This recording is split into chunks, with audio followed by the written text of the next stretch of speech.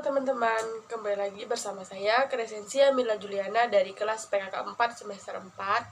Di sini saya akan membahas resume pertemuan ke-11 dengan tema besar tantangan gereja Katolik di era reformasi. Yang pertama, era reformasi gereja abad ke-16, yaitu kritik terhadap penyimpangan internal, penyalahgunaan kekuasaan oleh hierarki gereja, contohnya penjualan indulgensi, skandal moral dan ketidakdisiplinan klerus, korupsi dalam struktur kepausan dan administrasi gereja. Yang B, tantangan teologis dan doktrinal.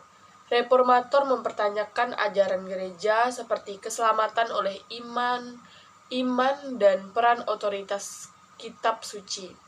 Munculnya interpretasi bebas terhadap kitab suci tanpa rujukan pada magisterium. Yang C, pecahnya kesatuan gereja barat. Munculnya berbagai denominasi Protestan menyebabkan perpecahan umat Kristen.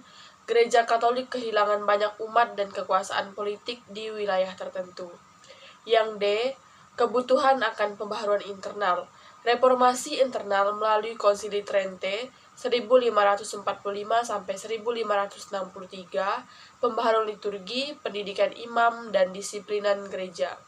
Didirikannya Serikat Yesus atau SJ untuk membela iman dalam pendidikan. Era Reformasi konteks Indonesia setelah 1998.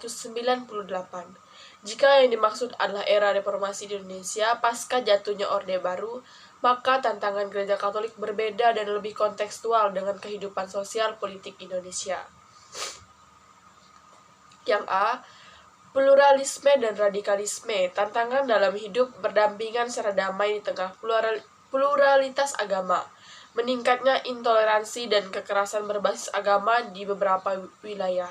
Yang B, keterlibatan sosial politik, gereja didorong untuk lebih aktif membela keadilan sosial, HAM, dan memperdayakan masyarakat kecil.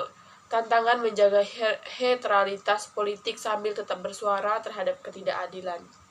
Yang C, krisis moral dan identitas.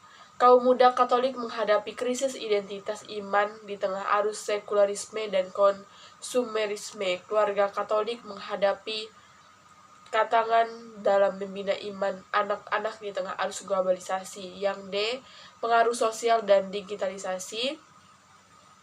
Gereja ditantang untuk merangkul teknologi dan media digital untuk evangelisasi, kebutuhan akan bentuk pewartaan yang generasi muda atau digital native.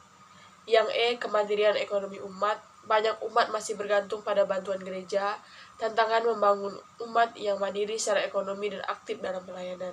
Nah, kesimpulan dari materi ini adalah tantangan gereja Katolik baik di masa reformasi Protestan maupun era reformasi Indonesia selalu menuntut pembaharuan hidup beriman, pembenahan internal, keterbukaan terhadap perubahan zaman, dan kesetiaan terhadap ajaran Kristus. Gereja dipanggil untuk tetap menjadi garam dan terang dunia dalam konteks yang selalu berubah. Baik teman-teman, hanya ini dapat saya sampaikan. Terima kasih.